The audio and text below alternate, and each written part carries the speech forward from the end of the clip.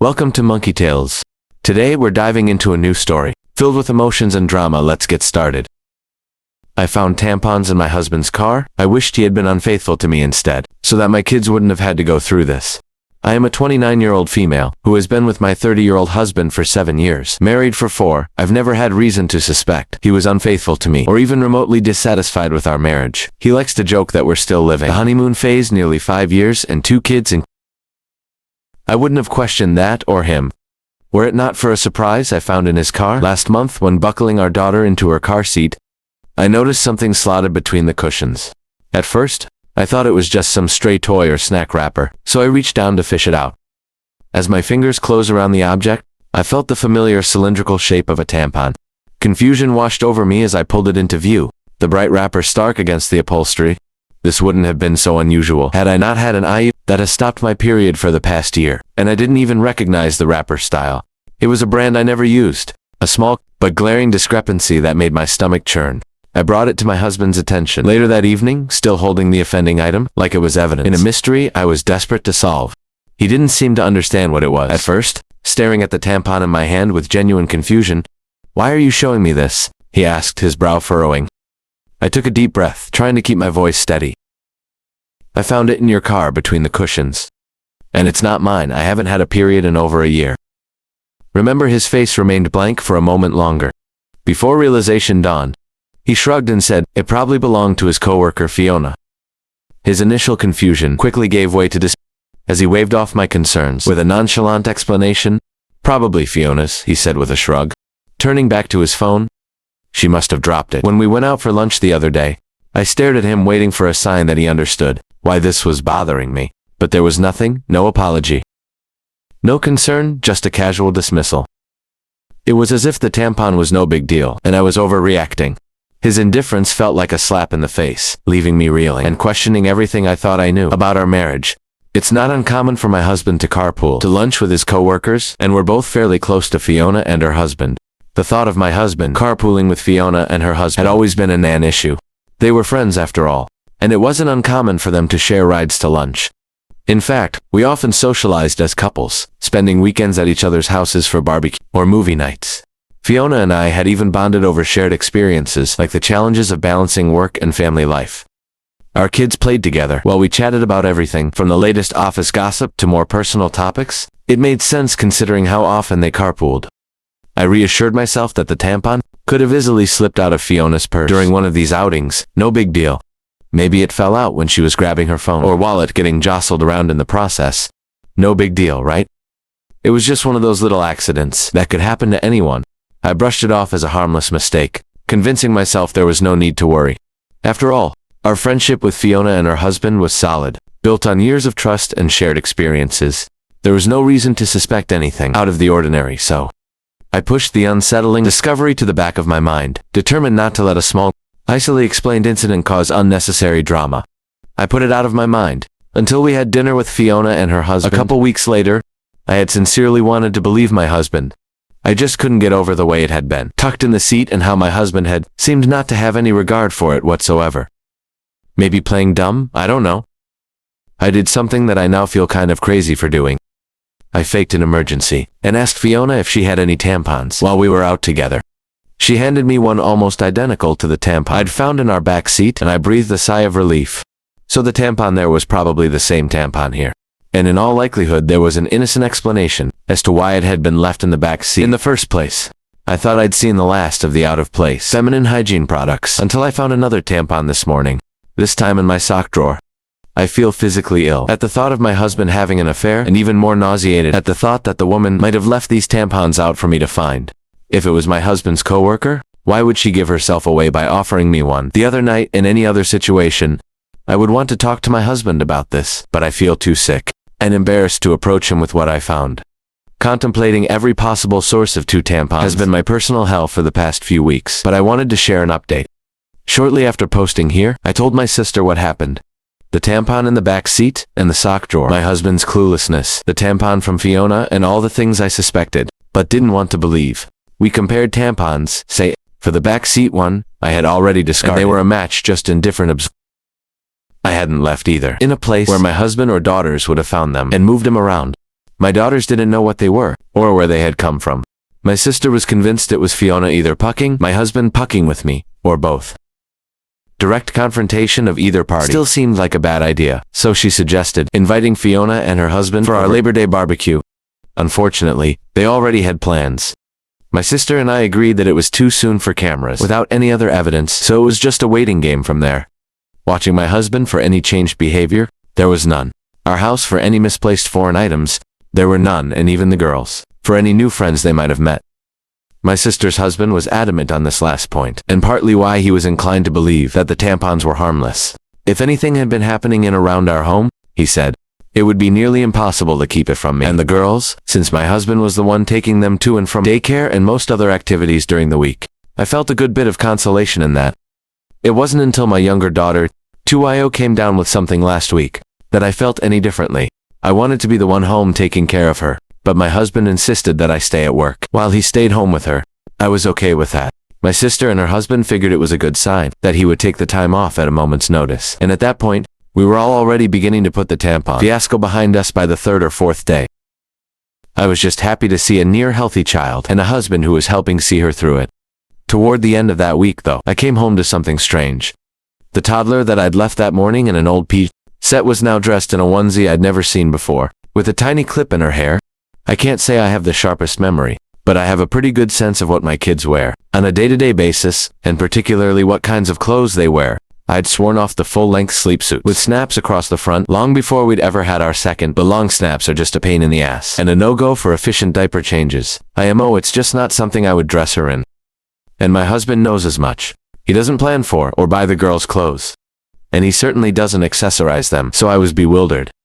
Kind of floored at the thought of someone around our sick child. Without my knowledge, I didn't think twice. And I went straight to my husband to ask if anyone had been over to see him or the girls. He seemed confused like before, and asked me. I would think that it had just been him and the kids all day. I asked him again if someone had so much as stopped by to say hello, and he denied it. He told me to calm down. I might have lashed out and come forward with the accusations right then and there. But our older daughter was in the room, and she sensed something was up. In a calmer voice, I asked him a third time if anyone had been around our children, and my husband swore that the girls hadn't been around anyone. But he also denied buying new clothes or doing anyone's hair with our daughter in the room. And my emotions all over the place. I decided to leave it. I couldn't make sense of it then. And it hardly seems clearer now, after I've driven myself half crazy with explanations that aren't adding up. After nearly losing my mind over a hair clip and a onesie, I realized I wasn't getting anywhere with the accusations and half-baked guess-work. I'd gotten so absorbed in the paranoia and misery of my situation that I wasn't sleeping, eating, or caring for my kids the way I should have been, and I wasn't getting any answers.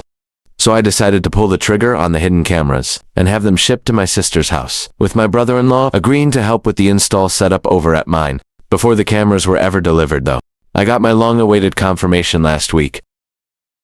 The day began like any other weekday morning in our bustling household. My husband and I rushed around, trying to corral our two energetic daughters into their school uniforms, all while attempting to grab a quick bite to eat ourselves despite the chaos. There was a sense of camaraderie in the air, as if we were all in this hectic dance together. Once the girls were dropped off at school, my husband and I went about our respective workdays, counting down the hours until we could reunite with our little ones. But there was a strange feeling that I couldn't shake off, no matter how hard I tried, and it only intensified when I received a notification on my phone while at work. A ring notification motion at the front door. I clicked on the video clip, half expecting to see the usual delivery person or neighbor passing by, but what I saw left me stunned. There on my doorstep was a young woman, leading my daughter into the house, hand in hand, with my husband and other daughter close behind them. My heart hammered in my chest as I watched, my mind struggling to comprehend what I was seeing. The girls were supposed to be in daycare, and my husband was at work. The woman, as far as I knew, was living 2 states away, with a court order keeping her there, yet here she was, in our home with my husband and children. A wave of panic washed over me as I scrambled to make sense of the situation. Was this some kind of mistake? A misunderstanding? Or was there something more sinister at play? I felt a knot form in the pit of my stomach as I realized that the answers to my questions might be far more troubling than I ever could have imagined. I stared at the screen in disbelief, the blood pounding in my ears as I watched the unthinkable unfold before my eyes. There on the footage captured by our Ring doorbell was a scene straight out of a nightmare. A woman I hadn't seen in years, leading my youngest daughter into our home hand in hand, with my husband and older daughter trailing behind them. The shock of the moment rendered me momentarily speechless. How could this be happening? The girls were supposed to be at daycare, and my husband at work, yet here they were, entering our house with a woman I never thought I'd see again. My sister-in-law? My initial reaction was one of sheer disbelief, a desperate hope that there must be some kind of mistake, some innocent explanation for what I was witnessing, but as the reality of the situation sank in, a wave of anger surged through me like a tidal wave, threatening to consume everything in its path. With trembling fingers I reached for my phone, my heart pounding in my chest. As I dialed my husband's number, I needed answers, and I needed them now. But as the phone rang on the other end, there was no response. I immediately called my husband to ask him what the fuck this woman was doing in our house. He didn't answer, so I texted it to him. Even in his stupidity, he probably realized he had messed up by going through the front door, knew I had gotten the ring notification, and wanted to delay the inevitable. By the 5th or 6th subsequent call, he did pick up. The woman on the camera was my husband's sister. As I would come to find out later, she was the likely source of both tampons, the onesie and the bow. She is also registered as an individual with a history of abuse, and a recovering addict who spent the better part of her adolescence and young adulthood coercing the silence of one of my husband's family members after she had abused him. I hadn't seen or heard from her in years, and from the way my husband talked about her, I didn't expect I ever would. But here she was, in our house with our children. It wasn't just the shock of seeing her after years of silence that left me reeling. It was the realization of what her presence in our home meant. My sister-in-law, fresh off another stint in rehab, was the last person I expected to find sneaking into our lives, especially under such clandestine circumstances. The gravity of the situation hit me like a ton of bricks.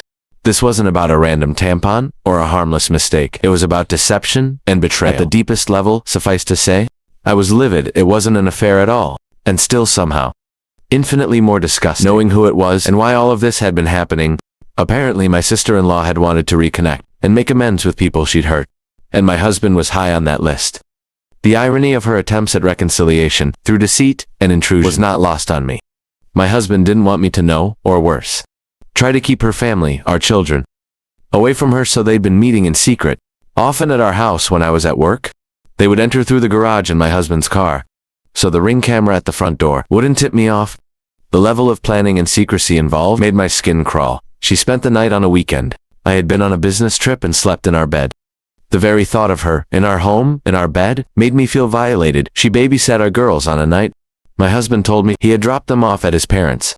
The casual way he had lied to me, the ease with which he had kept this secret, made me question everything I thought I knew about him. She bought the girls clothes and dressed my youngest in the onesie and bow that my husband had promised. In his life, I had dressed her and myself. The image of my daughter in that unfamiliar outfit, a tiny clip in her hair, now felt like a haunting reminder of the betrayal that had been unfolding right under my nose. And yet when I turned to my husband for reassurance, for a glimmer of hope in the face of uncertainty, all I found was disbelief and denial. He brushed off my concerns with a casual shrug, insisting that it was all in my head, that I was overreacting to a series of harmless coincidences. My husband swore this was all in my head. The tampons, the onesie, the bow, and all the rest. He was perfectly content to watch me agonize for weeks over a woman he insisted didn't exist, shrugging off each progressively more unsettling discovery like it was news to him, and telling me I was being irrational. He insinuated that I was experiencing postpartum depression 2 years after I'd given birth. 4 years later, I told him that one of my biggest fears for motherhood was to suffer from people like my mother had with me, to not be fully present for our babies and be left with a world of guilt and regret as they grew older. But as the weeks stretched into months, and the truth remained stubbornly elusive, my patience wore thin, replaced by a simmering rage that threatened to consume me whole. How could he dismiss my fears so callously, to gaslight me into doubting my own sanity? How could he stand idly as our family teetered on the brink of collapse? He told me I wasn't sleeping enough, that I missed the girls too much, that I needed to take a step back and reevaluate the state of my mental health. I gave him the benefit of the doubt because he was my husband, and because no other version of events made sense. Now, after a month of this mind puck, I have nothing to show for my trust but this pathetic situation and a lot of anger. My husband failed to explain himself when confronted. He stammered and stumbled over his words, offering half-hearted excuses that made no sense. He muttered something about trying to protect me from unnecessary stress, about his sister just wanting to make amends, but his words were disjointed and unconvincing. Each excuse was more implausible than the last, a desperate attempt to cover up the truth. His evasiveness only confirmed my worst fears, The man I had trusted and built a life with was now a stranger to me, hiding behind a facade of lies and deceit. I watched as he avoided eye contact. His shoulders slumped in defeat. The weight of his betrayal hung heavily in the air, a palpable presence that neither of us could ignore. There was no reasonable explanation for his actions or for the deceit that attained our marriage. Every time he opened his mouth, I could see the panic in his eyes, the realization that he had been caught and there was no way out. His silence on certain points spoke louder than any words ever could, revealing the depth of his dishonesty. I knew then that I couldn't stay with someone who had so blatantly betrayed my trust and jeopardized the safety of our children. The thought of my daughters being exposed to such toxic secrecy and manipulation was unbearable. I had to prioritize their well-being, and that meant making the hardest decision of my life. With a heavy heart, I told him it was over. The look of shock and desperation on his face was almost pitiable, but it couldn't erase the damage that had been done. I walked away determined to protect my children from any further harm. I decided to end the relationship and file for divorce. The decision was both heartbreaking and empowering. It was devastating to acknowledge that our 7-year journey together had come to such a bitter end, but it was also liberating to take control of my life and prioritize my well-being and that of my children. The divorce process was long and grueling. Each step felt like a new battle in an endless war. There were countless court sessions, each more draining than the last, where I had to relive the pain and betrayal over and over again. My husband fought me every step of the way, refusing to accept responsibility for his actions and attempting to paint himself as the victim. His determination to contest every detail made the process even more exhausting and emotionally taxing in court. I detailed the discovery of the tampons, the hidden meetings with my sister-in-law, and the lies my husband had told to cover his tracks. I showed the ring footage, which captured her entering our home with my children, and provided testimonies from my sister and brother-in-law to corroborate my claims. However, the court needed more than assumptions about my sister-in-law's character. They required concrete evidence of her past and present behavior, which was not easy to obtain. Despite these challenges, I remained focused on the bigger picture. I emphasized my husband's deceit and the breach of trust, which were undeniable. The court recognized the complexity of the situation and the emotional turmoil it had caused. After months of legal battles and countless court sessions, the court ruled in my favor. I was granted primary custody of our daughters, with my husband receiving supervised visitation rights. The judge acknowledged the need for a stable environment for the children, considering the deceit and the potential risks involved. Looking back, this ordeal taught me several valuable lessons that I hope others can learn from. Trust is the foundation of any relationship, and once it's broken, it's incredibly difficult to rebuild. Always listen to your instincts. If something feels off, it probably is. Communication is key. Address issues head-on rather than letting them fester. Most importantly, never settle for less than you deserve. My children and I deserve a life free from deception and betrayal, and I am committed to building that future for us. In your opinion, what do you think about this story? Please leave your comment below to let me know. Thank you for watching. If you haven't subscribed yet, please do so and hit the notification bell to stay updated with more shocking, real-life stories happening around you.